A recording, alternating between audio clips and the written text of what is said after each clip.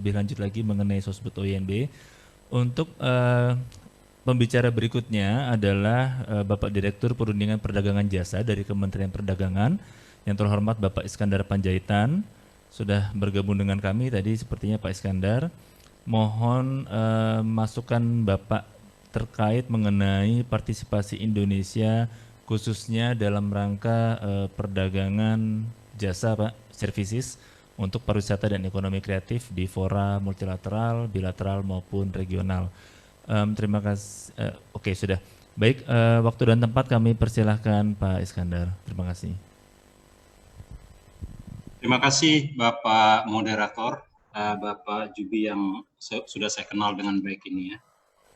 Yang saya hormati Bapak Deputi, Bapak Frans Teguh, yang saya hormati Bapak Chandra Negara selaku Direktur Hubungan Antar Lembaga, Bapak Ibu Eselon 2, Bapak Ibu Direktur, narasumber lainnya, serta yang saya hormati Bapak Ibu sekalian peserta dari rapat ini. Pertama-tama kami mengucapkan terima kasih atas undangan dapat menjadi narasumber pada acara yang penting ini, pada rapat ini. Untuk presentasi kami sudah disampaikan saya kira oleh dari kantor kami, mudah-mudahan dapat ditayangkan, Bapak Moderator.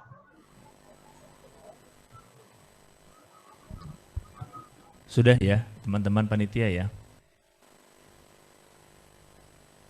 Presentasi dari Pak Iskandar.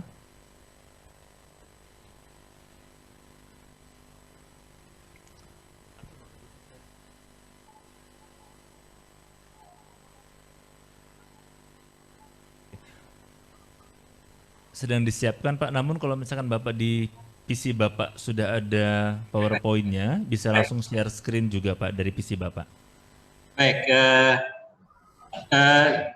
baik, di dalam presentasi kami berikan judul menyesuaikan diri dengan apa yang diminta oleh Kementerian Pariwisata, yaitu diplomasi dan perundingan internasional pada sektor jasa, pariwisata, dan ekonomi kreatif.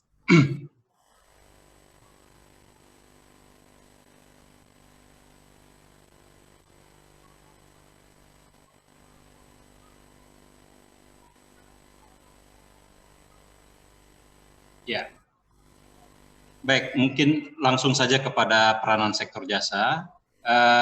Kami akan coba memulai juga mereview. Saya kira ini bukan informasi yang baru mungkin bagi Bapak Ibu sekalian, tetapi karena penjelasan kami berikutnya nanti merujuk kepada sektor jasa ini, saya kira kita semua mengetahui bahwa perdagangan jasa memiliki peranan yang penting dalam perekonomian Indonesia. Di dalam RPJMN 2020-2024 ini juga dicantumkan peranan penting daripada sektor jasa. Sektor jasa yang selama ini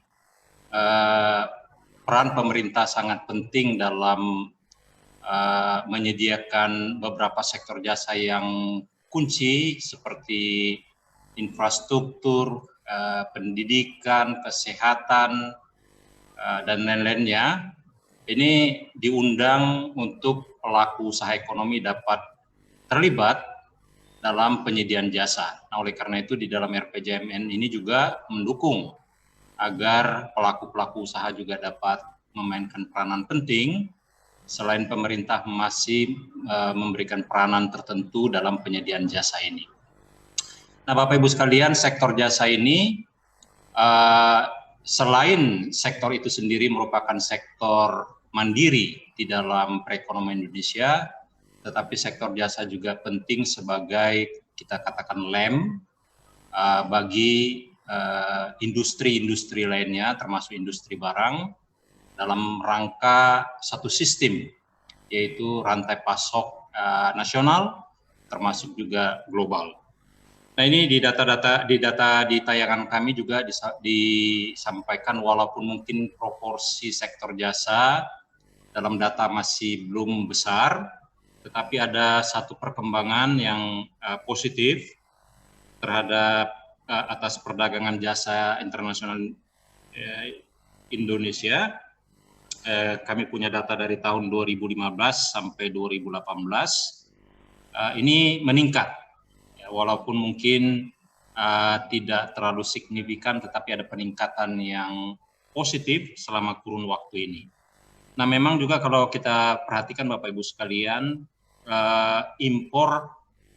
nilai impor masih lebih tinggi daripada nilai ekspor.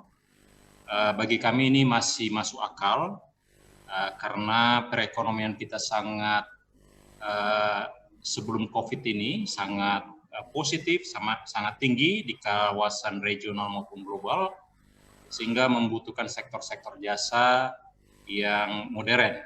Nah, ini karena kebutuhan yang demikian besar, serta penyedia jasa dalam negeri yang masih belum mampu memenuhi kebutuhan tersebut, maka dalam data kita disampaikan adanya peningkatan yang cukup signifikan ya dalam impor.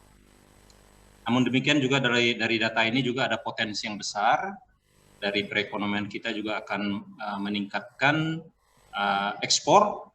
Ya, tentu ini perkiraan ini adalah perkiraan ketika belum ada masalah-masalah ekonomi global seperti yang kita alami saat ini, yaitu wabah COVID-19. Tolong lanjutkan.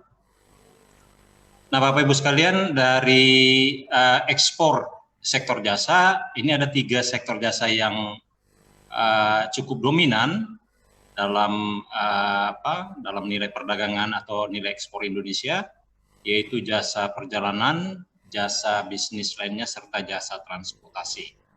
Nah, kalau kita lihat yang di kiri bawah, jasa perjalanan memiliki nilai yang terbesar. Jadi bisa kita duga bahwa ekonomi kita sangat terdampak oleh COVID-19 ini. Saya kira dari presentasi sebelumnya sudah juga disampaikan profil perdagangan jasa internasional global. Kami menduga juga untuk Indonesia dengan adanya COVID-19 ini, maka performa perdagangan ekspor jasa Indonesia pastilah terdampak sangat signifikan, ya, negatif karena adanya COVID-19 ini. Nah, mungkin Bapak Ibu sekalian perlu ada satu kajian juga yang menunjukkan adanya peningkatan yang tajam, saya kira, di sektor jasa melalui e-commerce. Ya, kami pikir ini perlu ada data-data semacam itu karena ada nilai perdagangan yang meningkat dengan menggunakan e-commerce sebagai sarana perdagangan. Tetapi kami duga, ini kami menunggu nanti ada data yang lebih jelas. Kami menduga dengan adanya COVID-19 ini, ekonomi jasa Indonesia sangat terdampak negatif dan ekspor jasa Indonesia sangat terdampak negatif karena jasa perjalanan atau jasa pariwisata dalam hal ini sangat terdampak dengan adanya COVID-19 ini. Selanjutnya, Bapak Ibu sekalian, dalam perundingan tentu sama seperti perundingan barang, kita harus mengidentifikasi produknya. Nah, kemudian untuk jasa sendiri kita juga akan mengidentifikasi produk. Nah, kami menggunakan klasifikasi jasa dalam perundingan berdasarkan dokumen W120 untuk cara pengklasifikasian yang ada saat ini adalah 12 sektor jasa secara umum. Nah, di Undang-Undang Nomor 7 2014 juga sudah terdapat definisi tentang perdagangan jasa. Jadi Bapak Ibu sekalian, ini saya kira undang-undang ini baru pertama kali menyatakan bahwa sektor jasa adalah sektor ekonomi yang diperdagangkan secara formal di sini, dan di dalam undang-undang ini sudah dinyatakan definisi tentang perdagangan jasa itu sendiri. Nah, ini 12 klasifikasi ini tentu dinamis sifatnya. Kita juga dalam perundingan juga menggunakan klasifikasi yang lain seperti kalau kami ingin merujuk pada satu produk yang betul-betul yang diinginkan oleh KL, yang tidak tercakup di dalam definisi W120 ini, maka kita menggunakan klasifikasi di dalam. Contohnya adalah KLBI. Jadi ada beberapa sektor jasa yang kita komitmenkan atau yang kita rundingkan dengan pihak mitra dengan menggunakan klasifikasi dalam negeri. Nah, kemudian Bapak Ibu sekalian, untuk pariwisata serta ekonomi kreatif sendiri tolong lanjut. Ini dalam perundingan serta komitmen yang kita miliki, klasifikasi produk tersebut adalah seperti yang tertayang berikut ini. Jadi ada dua di sini kelompok, pertama tourism and travel related services, serta recreational, cultural and sporting services. Jadi di sini juga ada contoh-contoh kode CPC yang 3 digit, tentu ada nanti bisa 4 digit atau 5 digit tergantung dari kesediaan kita menawarkan kepada pihak mitra serta pada akhirnya ada kesepakatan dan menjadi komitmen Indonesia pada perundingan-perundingan perdagangan jasa. Nah, yang mungkin menarik Bapak Ibu sekalian, mungkin ini mungkin informatif selanjutnya, yaitu yang disebut dengan creative economy atau ekonomi kreatif. Ini yang kami tayangkan sebelumnya itu berapa sektor yang terkait ekonomi kreatif itu tidak terjabarkan di dalam slide sebelumnya.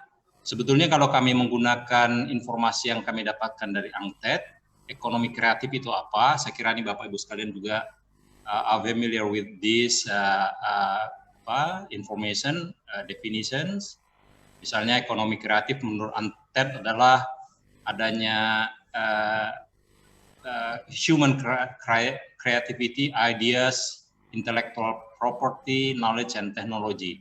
Jadi ekonomi kreatif ini menurut ANKTED adalah area yang knowledge based economy activities, kemudian berbasiskan creative industries. Nah, creative industries itu apa menurut ANKTED adalah seperti yang ditayangkan juga, ini tidak hanya dibatasi pada sektor jasa, sebetulnya ada juga barang. Namun kita lihat nanti di sini sektor-sektor yang ada di tayangkan ini adalah advertising, arsitektur, arts and crafts, desain dan seterusnya. Jadi mungkin Kemenparekraf mungkin perlu mencek ini semua, karena ini nanti akan terdistribusi di dalam coba kembali lagi pada definisi sektor jasa yang 12 itu. Nah, di sini Bapak Ibu sekalian ini ada 12 klasifikasi. Mungkin kalau Kemenparekraf hanya membatasi diri pada bagian tourism serta recreational cultural sport.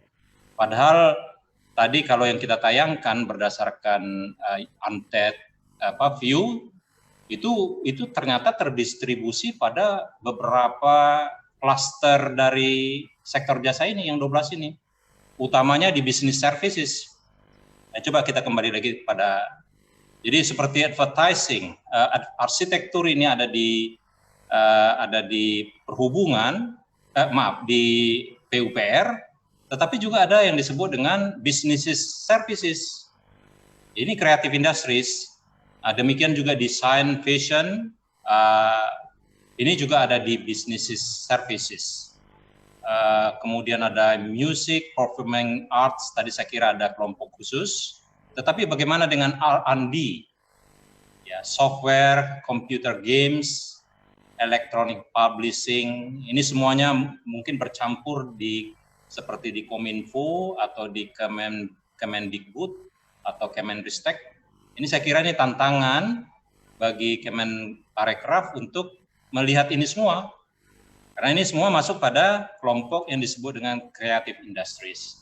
Jadi saya kira nanti kami belum mampu menayangkan nanti apa sektor-sektor yang terkait dengan creative industries untuk sektor jasa, tetapi kita sudah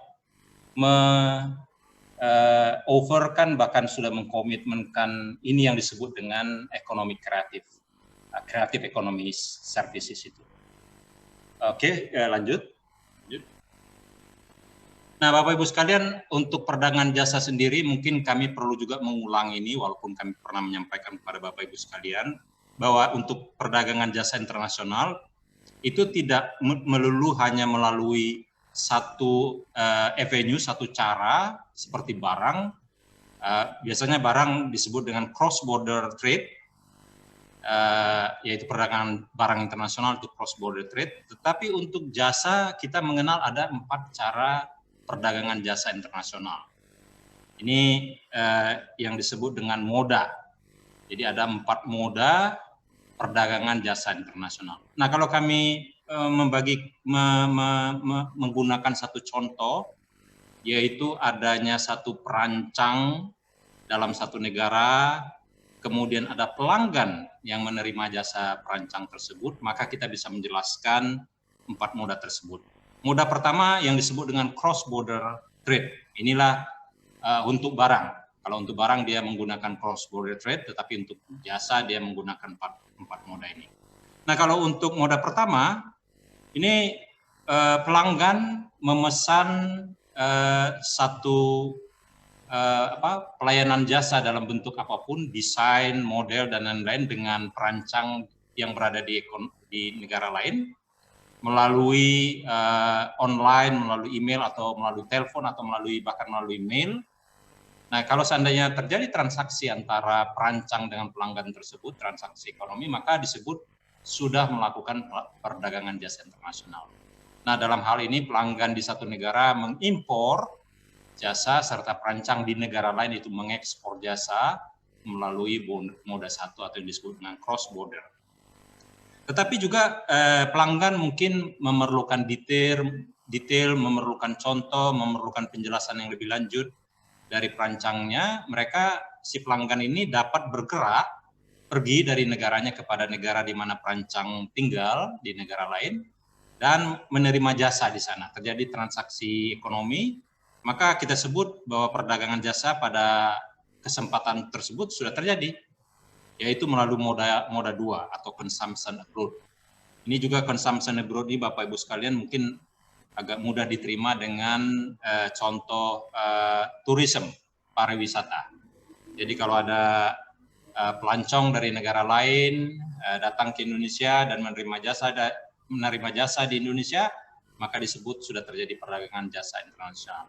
Dalam hal ini Indonesia sebagai penerima pelancong tersebut melakukan ekspor jasa internasional, dan pelancong dari negara tersebut melakukan impor jasa internasional. Nah, kalau seandainya si perancang itu sendiri atau si pemilik modal di mana perancang itu tinggal, bekerja, tertarik misalnya untuk daripada melakukan 2 ini atau mau melengkapi daripada 2 ini, mereka datang dan membuka cabang di negara di mana pelanggan itu tinggal dan mengeluarkan modal di sana untuk membuka cabang, maka kita juga sudah menyebutkan sudah terjadi perdagangan jasa internasional melalui commercial presence atau moda 3. Jadi ini kalau untuk barang mudahnya ini investasi. FDI dari negara lain di Indonesia, maka itu juga sudah dikategorikan sebagai perdagangan jasa internasional untuk moda 3. Nah, bisa jadi Bapak Ibu sekalian selain 3 moda ini adalah perancang itu sendiri bergerak. Ya, dia perancang atau mungkin dia mendelegasikan pegawainya, profesionalnya datang ke negara di mana pelanggan itu tinggal, kemudian mereka melakukan kegiatan-kegiatan usaha ekonomi dalam hal perancangan, maka kita katakan juga sudah terjadi perdagangan jasa internasional untuk moda 4 yang disebut dengan movement of natural persons. Jadi ini Bapak Ibu sekalian 4 moda ini saya kira juga Bapak Ibu sekalian sudah paham. Ini mungkin menjadi dasar bagi kita untuk menjelaskan tentang perdagangan jasa, perjanjian perdagangan jasa serta komitmen perdagangan jasa karena dijabarkan melalui 4 moda ini. Lanjut. Nah, ini Bapak Ibu sekalian untuk diplomasi perdagangan dan perjanjian internasional bidang jasa, tolong lanjut. Jadi bagi kita ini selain avenue yang ada, terutama untuk perdagangan jasa, ini penting diplomasi perdagangan jasa ini untuk memperjuangkan kepentingan nasional guna memperluas akses pasar internasional. Jadi dalam perundingan nanti kita minta supaya pertama mereka sepakat tentang obligasi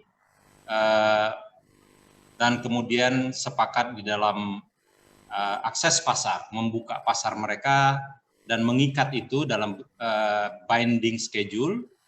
Dengan demikian ada transparansi, ada predictability bagi pelaku-pelaku usaha investor dari masing-masing negara termasuk Indonesia.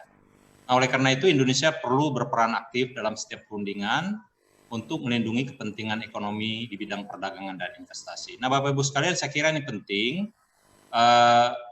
Katakanlah investor itu mereka butuh transparansi dan predictability. Kalau seandainya investor dari luar harus rely on pada satu kebijakan satu ekonomi yang bisa berubah-berubah setiap saat dan tidak memberikan fasilitasi perdagangan atau investasi yang lebih baik kepada para investor, maka ini tentu akan menyulitkan bagi investor dari negara lain untuk datang katakan kepada Indonesia untuk melakukan investasi.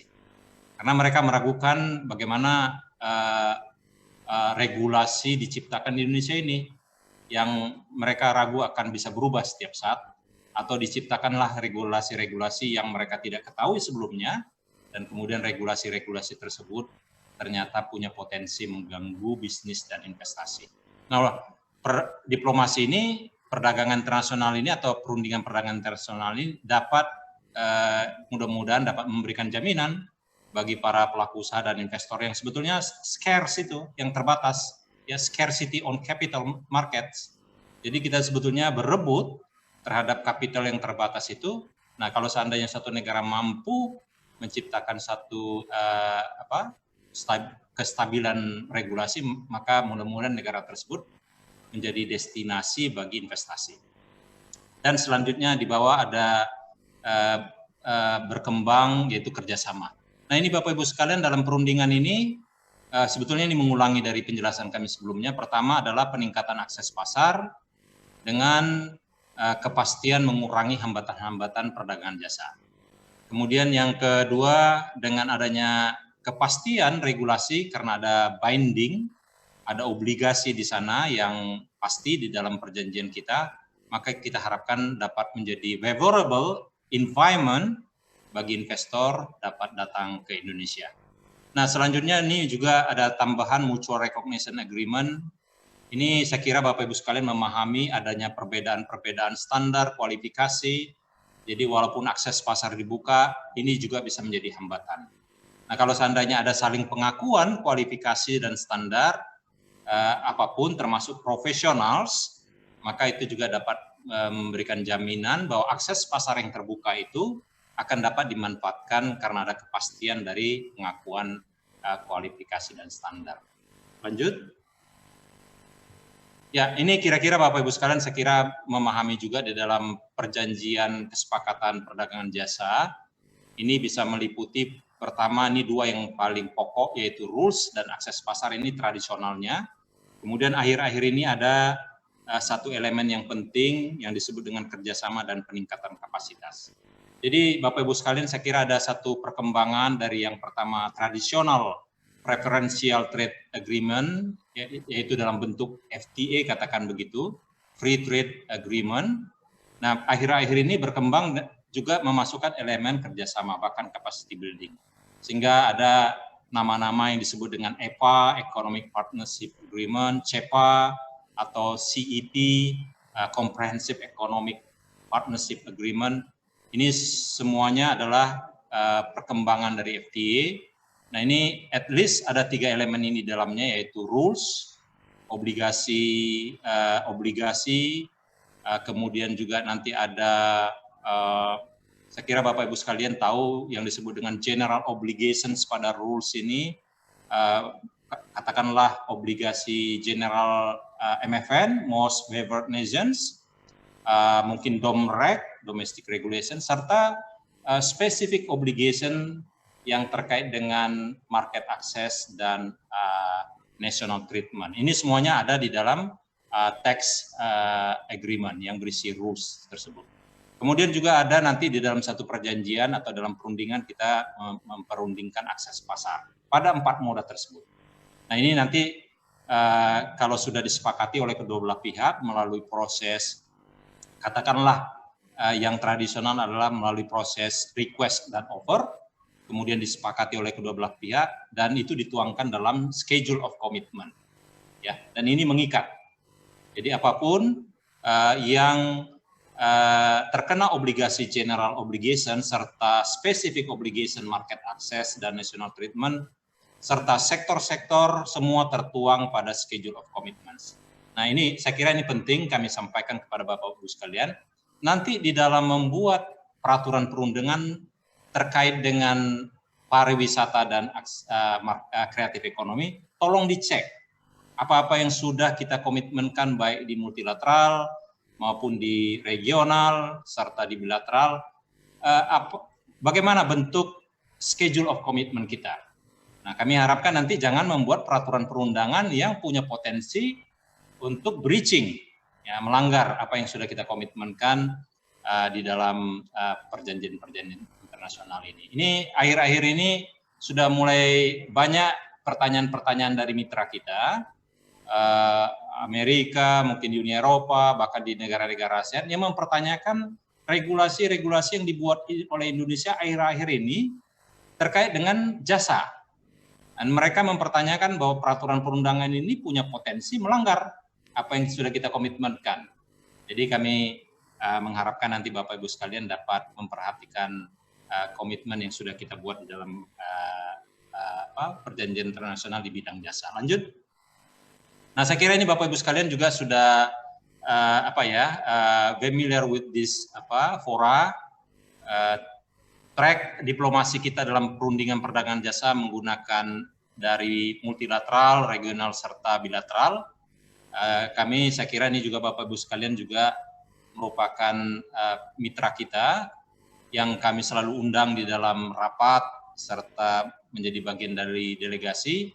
Saya kira Bapak Ibu sekalian juga sudah mengenal semua fora-fora yang sudah kita sepakati serta fora-fora yang masih berjalan sejauh ini. Nah, ini ada informasi yang saya kira ini juga bukan informasi yang absolut.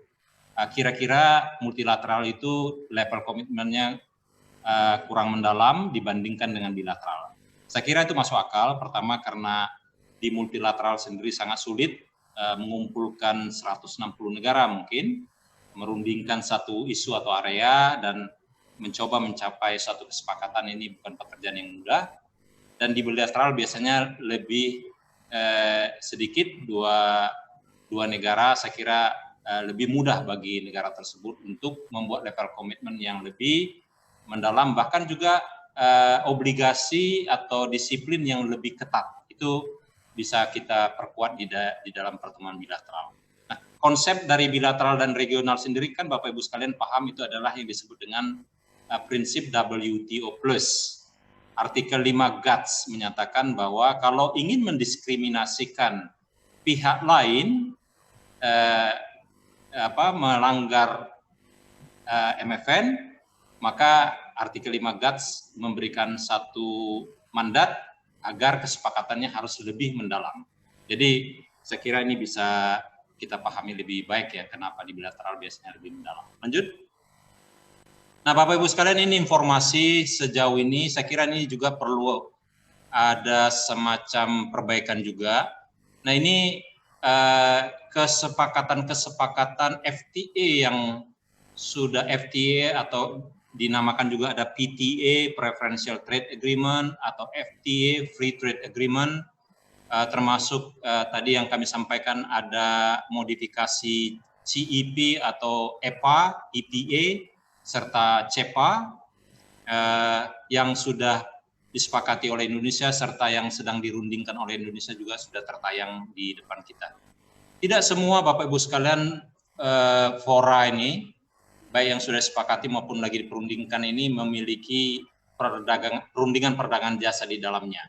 Jadi tidak semua seperti Indonesia-Turki CEPA ini sedang ongoing negotiations. Pada saat ini Indonesia-Turki CEPA diharapkan nanti di kemudian hari masuk perdagangan jasa, tetapi yang dirundingkan pada saat ini belum memasukkan perdagangan jasa, sektor jasa. Demikian juga seperti Indonesia-Kolombia PTA yang kemungkinan akan kita negosiasikan ini kemungkinan tidak memasukkan perdagangan jasa di dalamnya. Nah, mungkin kami coba tambahkan di tengah-tengah ongoing negotiation sini dalam waktu dekat di bulan September atau Oktober, kita akan melanjutkan perundingan Indonesia-Chile. Ya, Indonesia-Chile CEPA sebetulnya sudah disepakati, tetapi areanya hanya barang seperti nomor 4 sebelah kiri. Ini sudah disepakati, bahkan sudah diratifikasi, tetapi belum memasukkan jasa di sana.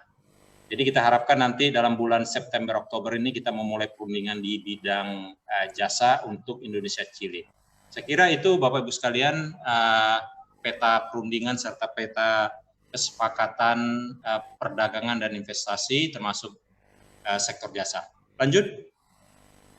Nah, ini Bapak Ibu sekalian ada informasi secara khusus untuk perundingan perdagangan internasional bidang jasa pariwisata dan ekonomi kreatif. Lanjut. Mungkin paling mudah kami mau menyampaikan demikian. Kita punya obligasi rules atau tax yang kami tampilkan di sini adalah komitmen Indonesia untuk sektor-sektor terkait dengan pariwisata dan ekonomi kreatif. Saya kira untuk ekonomi kreatif ini Bapak Ibu sekalian kami belum tidak sempat menyampaikan informasi sebagaimana kami tadi tayangkan di awal. Ekonomi kreatif itu kan terkait dengan advertising, arsitektur, arts, crafts, design, fashion, ya, R&D, software yang umumnya ada di bukan cluster tourism services, tapi ada di cluster business services, katakan demikian, ada di cluster telecommunication services, dan di beberapa kelompok-kelompok services lainnya. Yang bisa kami tayangkan di sini hanya di tourism services. Jadi tolong nanti Bu Yosi, tolong nanti dicari sektor-sektor yang terkait dengan yang kami sampaikan tadi. Ini yang disebut dengan sektor-sektor ekonomi kreatif. Nah, Bapak Ibu sekalian, ini yang di multilateral yang kami tayangkan ada 4 moda di sini. Untuk hotels, kemudian ada travel agent, tour operator, dan tourist resort. Ya, saya kira itu. Dan coba lanjut. Kemudian kita punya yang disebut dengan Indonesia Australia CEPA. Kami sampaikan juga di sini ada 4 moda untuk sektor hotels, meal services, serving services, tour operator services, tourist guide, serta golf courses. Saya kira itu ya untuk Indonesia Australia. Nah, kalau kita bandingkan Bapak Ibu sekalian, Australia dengan WTO, komitmen kita ini cukup maju. Jadi kalau di WTO kita hanya kasih sekitar 49%, ya. Kemudian ada juga 100%, tetapi kemudian ada batasan-batasan wilayah. Demikian juga untuk moda 4-nya terbatas sekali. Nah, untuk bilateral Indonesia Australia kita memberikan satu komitmen yang lebih dalam kepada Australia. Nah, Bapak Ibu sekalian, ini tentu sangat menarik bagi Australia untuk menggunakan komitmen yang ada antara Indonesia dan Australia daripada mereka menggunakan komitmen Indonesia di GATS atau di WTO. Karena ini lebih terbuka dan lebih menjamin. Karena juga batasan-batasan atau limitasi yang kita cantumkan di dalam schedule itu lebih favorable, lebih bagus daripada yang kita tawarkan di GATS sendiri. Nah, ini saya kira ini nanti akan memberikan respon yang bagus bagi Australia, bagi mereka untuk melakukan perdagangan jasa dengan Indonesia, termasuk investasi industri pariwisata di Indonesia. Oke, lanjut. Korea juga Bapak Ibu sekalian, kami juga sudah berhasil menyelesaikan perundingan dengan Korea. Belum ditandatangani, tapi sudah disepakati dan komitmen kita juga disepakati oleh kedua belah pihak. Nah, ini juga yang kita tawarkan kepada Korea ini lebih baik daripada yang kita tawarkan di GATS, bahkan juga yang kita tawarkan di ASEAN Korea FTA. Jadi saya kira secara bilateral Korea akan kita harapkan nanti ada peningkatan perdagangan jasa dengan Korea bilaterally, karena kita menggunakan disiplin yang lebih baik serta komitmen yang lebih terbuka dibandingkan yang kita punya di GATS maupun di ASEAN Korea. Lanjut. Ya, EFTA saya kira demikian, sama, lebih baik daripada yang kita berikan di GATS. Tentu kita harapkan nanti akan adanya peningkatan bisnis investasi antara Indonesia dengan negara-negara EFTA. Lanjut. Nah, ini Bapak Ibu sekalian yang sedang berjalan sejauh ini, yaitu antara Indonesia Korea, seperti yang kami sampaikan sudah disepakati, namun masih menunggu penandatanganan. Indonesia Jepang adalah hasil dari general review. Hasil dari general review ini beberapa sektor yang diminta oleh Jepang sudah kita sepakati untuk diberikan kepada Jepang. Jadi kita tinggal menunggu penyelesaian untuk Indonesia Jepang, serta Indonesia Korea kita menunggu penandatanganan. Nah, yang menarik Bapak Ibu sekalian untuk IJEPA dan IKCEPA ini adalah ada sektor-sektor secara khusus diminta oleh Jepang dan Korea yang ini menyangkut pada di kegiatan-kegiatan di tempat Bapak Ibu sekalian, yaitu mereka meminta online game services. Jadi online game services ini Bapak Ibu sekalian merupakan pertama kali kita menawarkan kepada dua negara ini. Kita belum pernah menawarkan di WTO, kita belum pernah menawarkan bahkan di ASEAN, kita tidak menawarkan di Australia, bahkan di RCEP juga kita tidak tawarkan, tetapi untuk di dua tempat ini online game services kita tawarkan. Nah, ini nanti menarik Bapak Ibu sekalian bagaimana kami bekerja sama pada saat itu dengan Bekraf. Sektor-sektor ini merupakan sektor yang masih terbuka, belum ada regulasi-regulasi yang sangat spesifik untuk sektor tersebut, tapi kami bekerja sama dengan Bekraf pada saat itu dan dilanjutkan saat ini tentu oleh Kemenparekraf untuk menciptakan satu tawaran akses pasar kepada Korea dan Jepang, dan juga limitasi-limitasi atau batasan-batasan yang kita anggap perlu bagi sektor tersebut. Jadi ini mudah-mudahan ini nanti melalui komitmen kita ini, ekonomi kreatif Indonesia, terutama untuk online game akan meningkat perdagangan serta ekonominya. Dan juga Bapak Ibu sekalian, kami tambahkan juga ada capacity building yang kita minta secara khusus ketika kita menawarkan ini kepada pihak Korea dan Jepang. Saya kira Kemenparekraf saat ini sedang berupaya untuk menyepakati capacity building serta cooperation dengan pihak Korea dan Jepang. Lanjut. Ya, demikian Bapak Ibu sekalian yang bisa kami sampaikan. Kami sekali lagi belum menyampaikan komitmen kita terkait dengan sektor-sektor ekonomi kreatif yang lainnya. Ini masalah waktu dan ini terdistribusikan di berbagai klaster sektor jasa. Nah, apa yang bisa kami sarankan Bapak Ibu sekalian dalam rapat kali ini?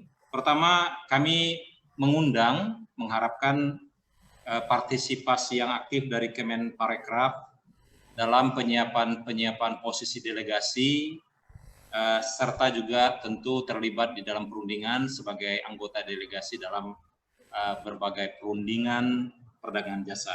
Kemudian yang kedua, kami tadi sudah menyampaikan bahwa banyak sektor-sektor ekonomi kreatif yang belum mendapatkan sentuhan dari KL-KL, termasuk saya kira Kemenparekraf di sini, untuk menyiapkan regulasi-regulasi yang perlu bagi sektor-sektor tersebut, yaitu ekonomi kreatif dan sektor pariwisata lainnya tentunya.